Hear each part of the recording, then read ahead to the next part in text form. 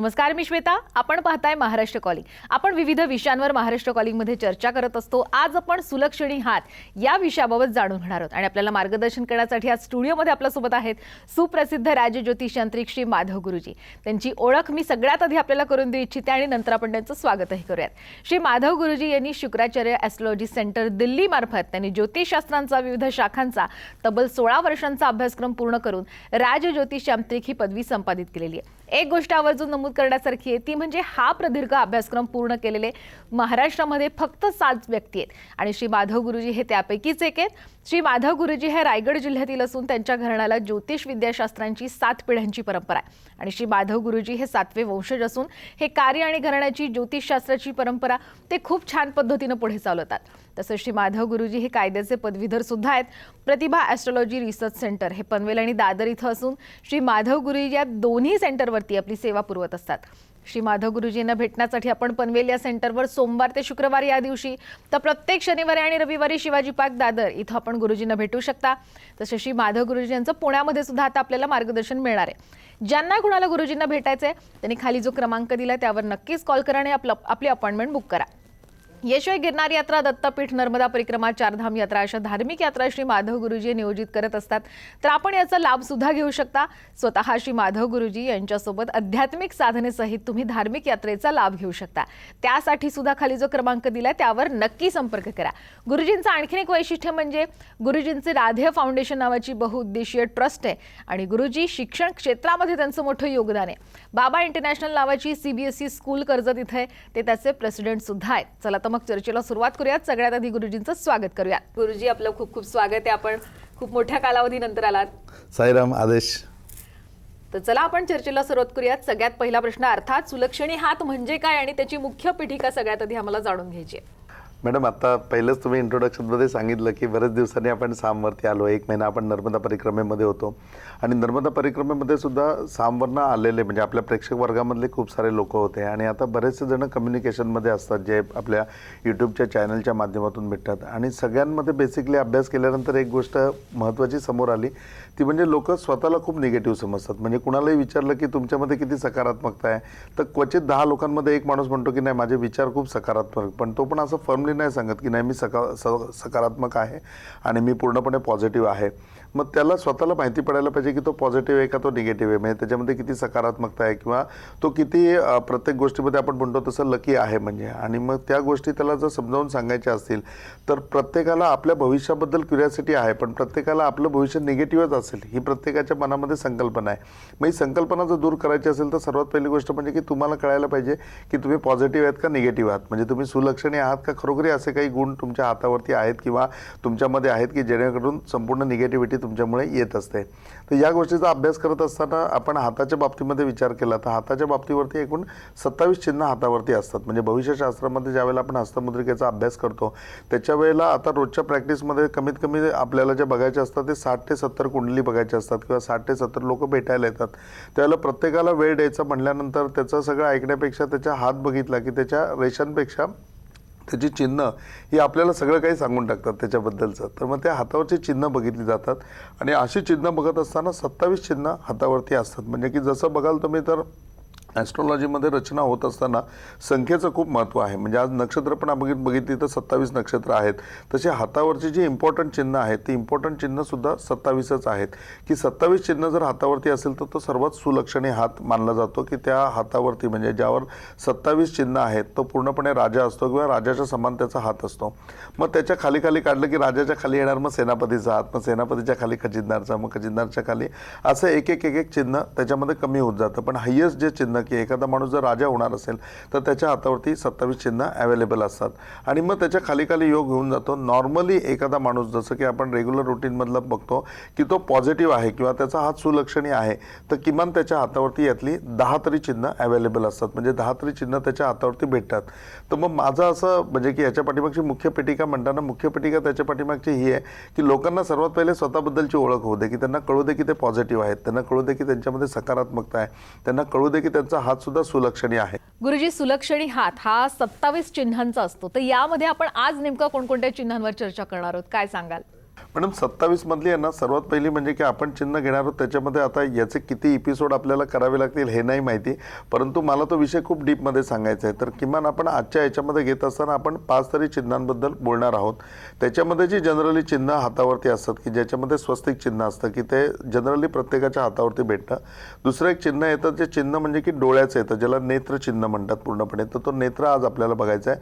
तिसरं असतं की हातावरती पूर्णपणे पर्वताचं चिन्ह असतं, म्हणजे मग ते हातावरती कुठे असतं, त्याचा काय उपयोग असतो तेही आपण सगळं जाणून घेणार आहोत. आणि हे चिन्ह सुद्धा खूप इम्पॉर्टंट आहे की हातावरती पाहिजे.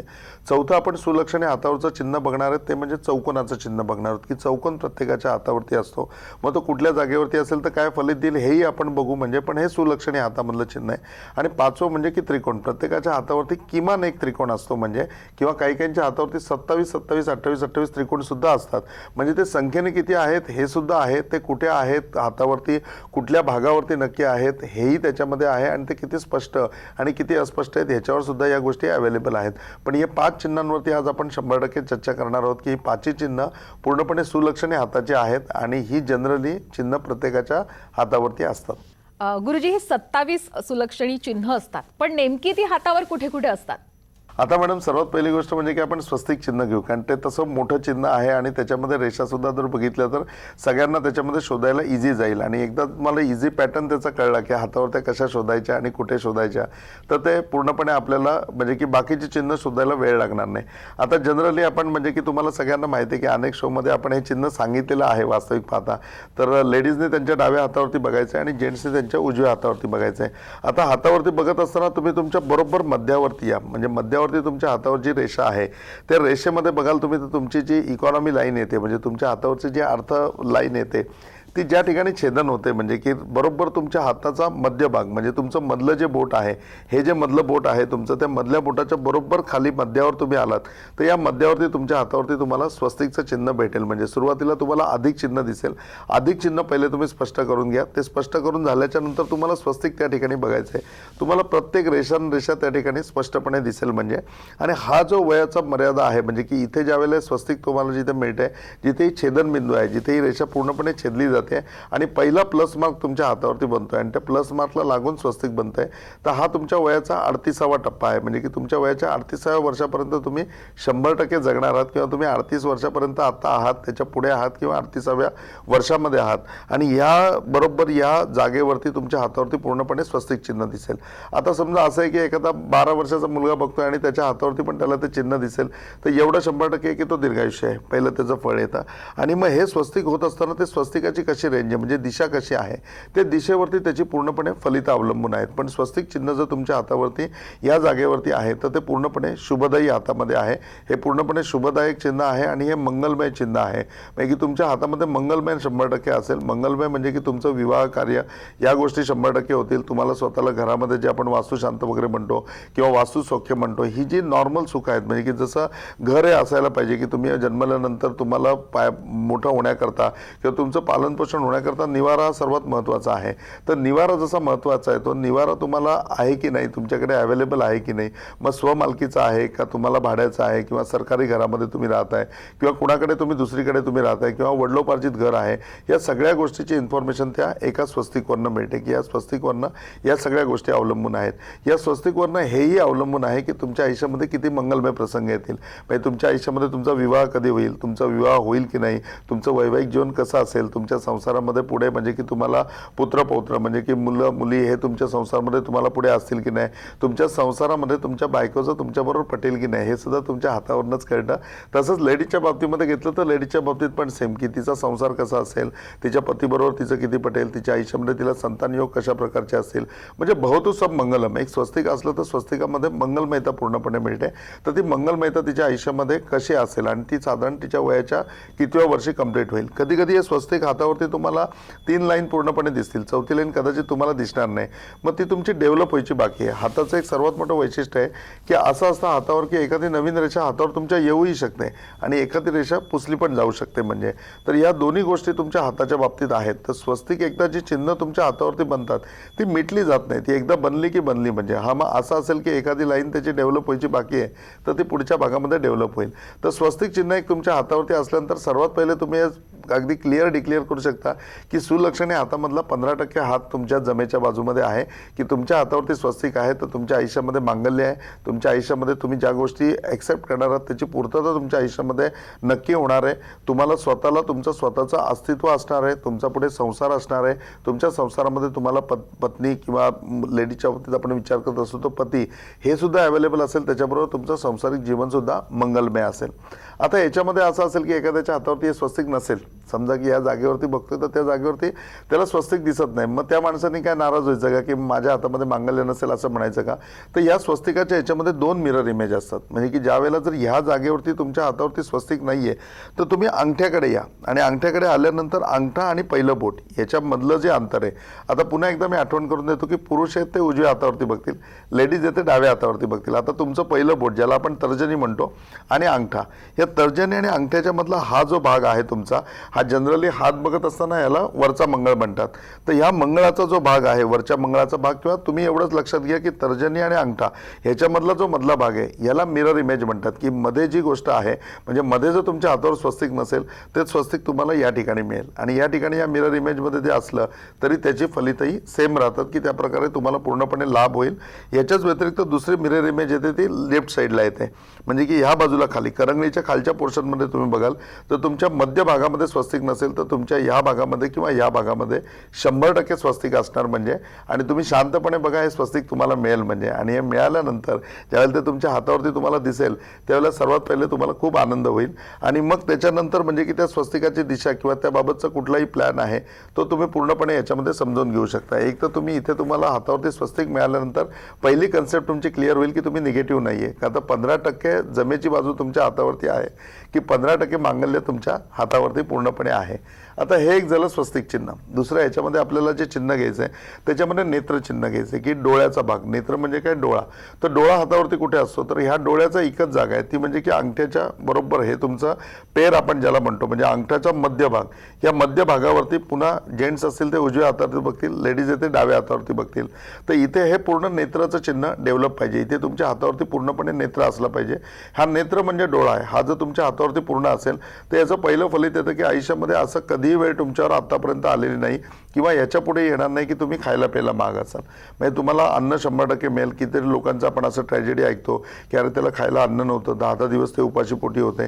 तुमच्या बाबतीत असं होणार नाही. तुमच्या बाबतीमध्ये 100% चांगलं अन्नधान्य तुम्हाला खायला भेटेल. दुसरी गोष्ट म्हणजे की तुम्ही one of the best lucky आहात की तुम्हाला कायम गरम गरम जेवण खायला मिळेल, की तुम्हाला जेवण चांगलं मिळेल, गरम गरम मिळेल, तुमच्या आवडीचं मिळेल. आणि जी गोष्ट तुम्ही खाण्याच्या बाबतीमध्ये तुमच्या मनामध्ये इच्छा होईल लवकरात लवकर ती वस्तू तुम्हाला प्राप्त होईल. म्हणजे खाण्यापिण्याच्या बाबतीत कुठले हाल तर तुमचे होणार नाही, पण तुम्ही राजेशाही जेवण जेवाल, तुम्ही चांगली जेवणं जेवाल, तुम्ही चांगल्या पक्वान्नाचा लाभ घ्याल. आणि प्रत्येक ठिकाणी जेवताना म्हणजे की चांगल्या ठिकाणी जसं भोजनाचं वगैरे आमंत्रण असतं तर त्या ठिकाणी तुम्ही आमंत्रित असाल. प्रत्येक वेळेला तुम्हाला भोजनाचे आमंत्रण येतील आणि भरपूर चांगल्या ठिकाणी तुम्ही भोजनाचा लाभ घ्याल. याच्या व्यतिरिक्त हॉटेलमध्ये जाऊन भोजन घेणं वगैरे या सुद्धा गोष्टी तुम्हाला पॉसिबल असतील. तुमच्या आयुष्यामध्ये तुम्ही त्या सगळ्या गोष्टींचा लाभ घेऊ शकता. म्हणजे थोडक्यामध्ये हे चिन्ह जर तुमच्या हातावरती पूर्ण असेल तर तुम्हाला अन्नधान्याची कुठलीही ददात नसेल. अन्नधान्य तुमच्याकडे भरपूर असेल. अन्नधान्य तुमच्या आयुष्यामध्ये तुम्हाला पूर्ण मिळेल आणि त्याच्यामध्ये तुमची डेव्हलपमेंट पण चांगल्या प्रकारे होईल. गुरुजी, ही चर्चा पण अशी पुढे चालू ठेवणारच होत. वेळ झाली एका छोट्याशा ब्रेकची. आपण कुठेही जाऊ नका, पाहत रहा महाराष्ट्र कॉलिंग.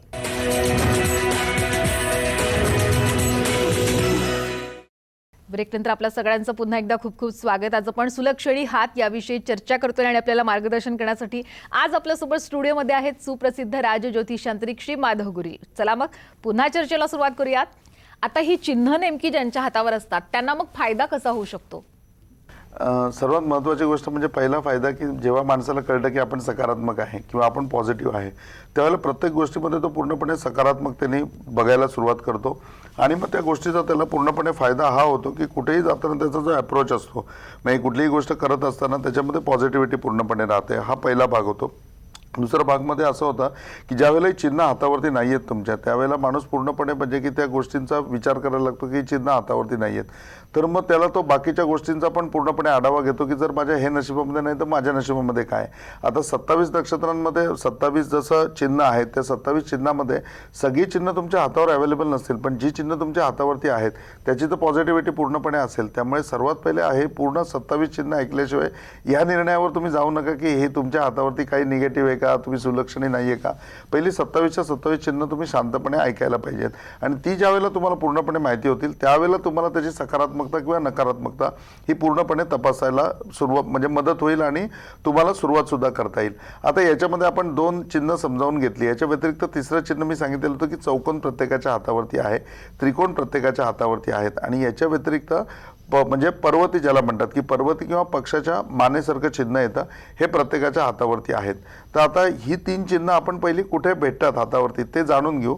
ते जाणून घेतल्यानंतर मग त्याचा मानवी जीवनावरती नक्की काय फायदा होतो किंवा प्रत्येक माणसाला त्याचा कसा काय फायदा करून घेता येईल हे लक्षात येईल. आता चौकोनाचं जे चिन्ह आहे तर तुम्ही प्रत्येकाने पुन्हा जेंट्सनी राईट हँडला बघा, लेडीजनी लेफ्ट हँडला बघा. तुमची जी तर्जनी आहे, पहिलं बोट आहे, या पहिल्या बोटाच्या खाली इथे तुम्हाला चौकोनाचं चिन्ह भेटेल. म्हणजे पहिलं बोट तुमचं जिथे संपतं आणि तुमचा हात म्हणजे पूर्णपणे हात तळात, या दोघांच्या मध्ये तुम्हाला या चौकोनाचं चिन्ह भेटेल. इथे प्रत्येकाच्या हातावरती चौकोन असेलच म्हणजे तो चौकोन या ठिकाणी असेल आणि जो तो चौकोन या ठिकाणी नसेल तर ते चौकोन इथे मिरर इमेजला म्हणजे अंगठ्याच्या खाली तुम्हाला दिसेल. नाहीतर मग तोच चौकोन तुम्हाला या ठिकाणी बुधाच्या म्हणजे तुमच्या शेवटच्या करंगळीच्या खाली तुम्हाला भेटेल. तर या मिरर इमेज आहेत. एक तर तुमच्या गुरुच्या बोटाच्या खाली 100% चौकोन असेल, समजा इथे चौकोन नसेल तर मिरर इमेजला अंगठ्याच्या खाली तो चौकोन 100% भेटेल किंवा मग करंगळीच्या खाली तो 100% तुम्हाला भेटेल. फक्त तुम्हाला तो शांतपणे बघायचा आहे म्हणजे की तुमच्या हातावरती तो आहे की नाही. कदाचित असं असेल की त्याच्या 2 बाजू डेव्हलप झाल्या असतील, 3 बाजू डेव्हलप झाल्या असतील, तर एखादी बाजू अजून वर्षभरामध्ये डेव्हलप होईल किंवा 1.5-2 वर्षामध्ये डेव्हलप होईल. पण सर्वात पहिले तुम्ही त्या ठिकाणी चौकोन शोधा. आणि माझं म्हणणं असं आहे की म्हणजे जेवढा मला एक्सपिरियन्स आहे त्या एक्सपिरियन्सनुसार हा चौकोन तुमच्या हातावरती 100% पूर्ण झालेला तुम्हाला आढळेल. म्हणजे आणि गुरुच्या हाताखाली ज्यावेळेला तुमच्या हातावरती चौकोन असेल त्यावेळेला ते सुद्धा एक फलदायी आणि सुलक्षणी असं चिन्ह आहे. याच्या व्यतिरिक्त आपण जी पर्वती म्हणतोय किंवा पक्षाच्या मानेचा जो भाग म्हणतोय तो तुम्हाला अंगठ्याच्या खाली बघायचा आहे. मगाचं आपण नेत्रचिन्ह अंगठ्याच्या मध्यावर बघितलं, आता अंगठ्याच्या बरोबर खाली या. अंगठा आणि तुमचा हात जिथे सुरू होतो हा जो पोर्शन आहे या पोर्शनमध्ये तुम्हाला पूर्णपणे या हातावरती तुमच्या हे पर्वतीचं चिन्ह तुम्हाला आढळेल. नाही तर मग पक्षाची मान जशी असते त्याप्रमाणे चिन्ह त्या ठिकाणी तुम्हाला भेटेल. पुरुषांना उजव्या हातावरती भेटेल, लेडीजला डाव्या हातावरती भेटेल. तर त्याप्रमाणे ते तुम्हाला त्या ठिकाणी बघता येईल. आणि तिसरं जे आपण सांगितलं की त्रिकोण, तर त्रिकोण हा तुम्हाला अनामिकेच्या खाली म्हणजे तुमचा करंगळीच्या बाजूचं बोट हे जे अनामिका आहे ज्याला रिंग फिंगर आपण म्हणतो, त्या रिंग फिंगरच्या खाली तुम्हाला हा त्रिकोण 100% भेटेल. म्हणजे की हा त्रिकोण तुमचा त्या ठिकाणी असेल. आता या गोष्टींचा मानवाच्या जीवनामध्ये काय फायदा होतो किंवा ही चिन्ह ज्याच्या हातावरती आहेत. आता एखाद्या माणसाने बघितल्यावर त्याच्या लक्षात आलं ही 5 चिन्ह माझ्या हातावरती आहेत, की स्वस्तिक त्याच्या हातावरती आहे, नेत्र त्याच्या हातावरती आहे, त्याच्यानंतर तिसरं त्रिकोण त्याच्या हातावरती आहे, चौकोन त्याच्या हातावरती आहे आणि याच्या व्यतिरिक्त जे आपण सांगितलं त्याप्रमाणे पर्वती किंवा पक्षाचं चिन्ह ते सुद्धा स्पष्टपणे त्याच्या हातावरती दिसतंय. आता याचा मानवी जीवनामध्ये काय फायदा होईल तर सर्वात पहिले की तुम्ही लकी आहात. दुसरी गोष्ट म्हणजे तुम्ही पॉझिटिव्ह आहात. तिसरी गोष्ट म्हणजे की तुमच्या आयुष्यामध्ये ज्या बेसिक रिक्वायरमेंट आहेत ज्याला आपण अन्न, वस्त्र आणि निवारा म्हणतो, या तिन्ही गोष्टी तुमच्याकडे अवेलेबल आहेत. तुम्ही चांगलं अन्न खाताय, याच्या व्यतिरिक्त तुम्हाला चांगली वस्त्र परिधान करायला मिळतात. वस्त्राच्या बाबतीमध्ये सुद्धा कुठली कमतरता तुमच्या आयुष्यामध्ये नाही. अन्नाच्या बाबतीमध्ये चांगलं अन्न, रुचकर अन्न किंवा पक्वान्न तुम्हाला खायला मिळतात, त्याबद्दल पण कुठलीही तक्रार तुमच्या आयुष्यामध्ये नाही. आणि तिसरी गोष्ट म्हणजे निवारा, की तुम्हाला छोटं का होईना पण स्वतःचं घर 100% तुमच्याकडे आहे. म्हणजे अन्न, वस्त्र, निवारा या रिक्वायरमेंट तुमच्या पूर्ण झालेल्या असतात. याच्या व्यतिरिक्त तुमच्या आयुष्यामध्ये पुढे प्राप्तीमध्ये तुम्हाला प्रत्येक वेळेला तुमच्याकरता संधी उपलब्ध असते. म्हणजे ज्या क्षेत्रामध्ये तुम्ही आहात त्या क्षेत्रामध्ये 100% तुम्ही पुढे जाऊ शकता. तुमच्याकरता चांगली संधी उपलब्ध असते. याचबरोबर दुसरी महत्त्वाची गोष्ट म्हणजे की तुम्हाला फॅमिली सपोर्ट असतो. ज्यावेळेला ही 5 चिन्ह तुमच्या हातावरती असतील त्यावेळेला तुम्हाला फॅमिली सपोर्ट पूर्णपणे असेल. कुठलंही कार्य करत असताना तुमच्या फॅमिलीचा तुम्हाला पूर्णपणे सपोर्ट भेटेल. याच्या व्यतिरिक्त तुम्हाला सपोर्ट करणारी भरपूर लोकं भेटतील. म्हणजे की अशा लोकांच्या याच्यामध्ये मित्रपरिवार मोठा असतो, दुनिया मोठी असते त्या लोकांची आणि प्रत्येक ठिकाणून त्यांना काही ना काही हेल्प येत असते. म्हणजे की कधी विचारांची मदत येत असेल, कधी पैशांची मदत येत असेल, कधी कुणाच्या ओळखीची मदत होत असेल तर ती मदत त्यांना आयुष्यामध्ये कायमस्वरूपी प्राप्त होत राहते. चौथी गोष्ट म्हणजे की तुमच्या आयुष्यामध्ये कायदा कमीत कमी येतो. म्हणजे अशा लोकांच्या आयुष्यामध्ये कोर्ट कचेरी, पोलीस स्टेशन याचा भाग खूप कमी प्रमाणामध्ये असतो. म्हणजे की जसं आपण म्हणतो की कोर्टाची पायरी चढायची नाही किंवा पोलीस स्टेशनला जायचं नाही, तर असे लोक गुन्हेगार प्रवृत्तीचे नसतात किंवा गुन्हे त्या लोकांच्या हातून विशेषतः घडत नाही, की त्यांच्या जीवनामध्ये ते चांगलं एक सुंदर आयुष्य जगू शकतात. आणि सौजन्य किंवा एक सुलक्षणी हात जसं आपण म्हणतो किंवा सज्जन माणूस जसं म्हणतो तसं सज्जन माणूस म्हणून आपण त्यांना म्हणू शकतो की या 5 चिन्ह हातावरती आहेत म्हणजे निश्चितपणे तो माणूस सज्जन आहे. आता समजा जर ही चिन्ह हातावर नसतील तर मग एखाद्या व्यक्तीच्या आयुष्यावर त्याचा कसा परिणाम होतो? तर ही सगळी चिन्ह हातावरती अवेलेबल असल्यानंतर तुमच्या आयुष्यामध्ये संघर्ष होणार नाही असं असणार नाही. संघर्ष तुमच्या लाईफमध्ये असेल. एक महत्त्वाचा टप्पा हे असेल की संघर्ष जरी तुमच्या लाईफमधला असला तरी सर्वात महत्त्वाचा भाग असा असेल की तुम्हाला सपोर्ट भरपूर असेल. त्या सपोर्टमुळे तुम्ही ते सर्वायवल करू शकता, म्हणजे त्याच्यामध्ये तुम्ही फाईट करू शकता, त्याच्यामधनं सुद्धा तुम्ही चांगले रिझल्ट काढू शकता. पण ज्यावेळी 5 चिन्हांमधली तुमच्या हातावरती चिन्ह अवेलेबल नसतील तर आणखीन कुठली 5 चिन्ह तुमच्या हातावरती अवेलेबल आहेत ते तुम्ही जाणून घ्या. म्हणजे 27 पूर्णपणे चिन्ह जाणून घेतल्याशिवाय तुम्ही हे नाही म्हणू शकत की माझ्या हातावर ही 5 चिन्ह नाही आहेत. पण आत्ताच्या आपल्या विषयाने जर आपण धरलं की ही 5 चिन्ह जर माणसाच्या हातावरती अवेलेबल नसतील तर सर्वात पहिली गोष्ट म्हणजे की त्याचं भविष्य खूप खडतर आहे. खडतर म्हणजे की त्याला निवारा व्यवस्थित नसेल, त्याला अन्न व्यवस्थित खायला मिळत नसेल किंवा वस्त्र व्यवस्थित नसेल, त्याला सपोर्ट कुणाचा भेटत नसेल. आणि याच्या व्यतिरिक्त एक तर त्यांनी स्वतःमध्ये न्यूनगंडता बनवली आहे की मी निगेटिव्ह आहे किंवा लोकांनी त्याला पाठीमागे ढकलत एवढा नेलं की नाही रे तू निगेटिव्ह आहे, तुझ्याच्यानी काही होणारच नाही, तर तेच त्यांनी आकलन करून घेतलंय. तर पहिलं तर तुम्ही या 27 चिन्हांबद्दल जाणून घ्या. पण जर ही 5 चिन्ह तुमच्या हातावरती नसतील तर खडतर आयुष्य तुमच्या बाबतीमध्ये 100% आहे. आणि या खडतर आयुष्यामधून जर पुढे जायचं असेल तर ॲस्ट्रॉलॉजीमध्ये 100% उपाय आहेत. तुम्ही प्रतिभा ॲस्ट्रॉलॉजी रिसर्च सेंटरमध्ये या, मी निश्चितपणे तुमच्या हातावरती तुम्हाला मार्गदर्शन करेन. असं असेल की वेळेअभावी किंवा तुम्ही खूप लांब आहात आणि मी मुंबईमध्ये आहे, पनवेलमध्ये आहे, पुण्यामध्ये आहे, इथे तुम्ही मला भेटू शकत नाही, तर 100% आपण ऑनलाईन चर्चा करू शकतो. तुम्ही मला व्हॉट्सअप करू शकता आणि व्हॉट्सअप करून सुद्धा तुमच्या हातावरची चिन्हही कन्फर्म करू शकता. आणि हे चिन्ह जर तुमच्या हातावरती नसेल तर त्याच्यावर काय उपाय आहेत ते सुद्धा मी तुम्हाला 100% सांगेन. पण हात पाठवला किंवा आपला ऑनलाईन चर्चा झाली तर त्याच्यामध्ये एवढं नक्की होईल मी तीही चिन्ह तुम्हाला दाखवेन जी तुमच्या हातावरती अवेलेबल आहेत. कदाचित ती 5 अवेलेबल नसेल पण एखाद्या राजाचं मोठं चिन्ह तुमच्या हातावरती असेल तर ते सुद्धा लाभदायक होऊ शकतं. खरंच खूप छान चर्चा झाली. गुरुजी यांना प्रत्यक्ष तुम्हाला भेटायचे तर खाली जो क्रमांक दिला त्यावर नक्कीच संपर्क साधा. पुण्यामध्ये सुद्धा गुरुजी यांना तुम्ही भेटू शकता. त्यासाठी तारीख पुन्हा एकदा लिहून घ्या. 25, 26, 27 या तारखेला आता गुरुजी पुण्यामध्ये असणार आहेत. फेब्रुवारी महिन्याच्या या तारखेला पुण्यामध्ये असणार आहेत. तर नक्कीच आपण आता वेळ खरं तर झालेली गुरुजी तुम्हाला धन्यवाद द्यायची. तुमच्याशी अशीच चर्चा पुढच्याही भागात चालू ठेवायची. पण आज इथे आलात मनापासून धन्यवाद. साईराम, आप सबकी भली करे. गुरु गोरक्षनाथ आप सबकी भली करे. आप सबका जीवन मंगलमय हो. नर्मदे हर. तर महाराष्ट्र कॉलिंगमध्ये वेळ झाली इथेच थांबण्याची. आपण कुठेही जाऊ नका. पाहत राहा साम टीव्ही.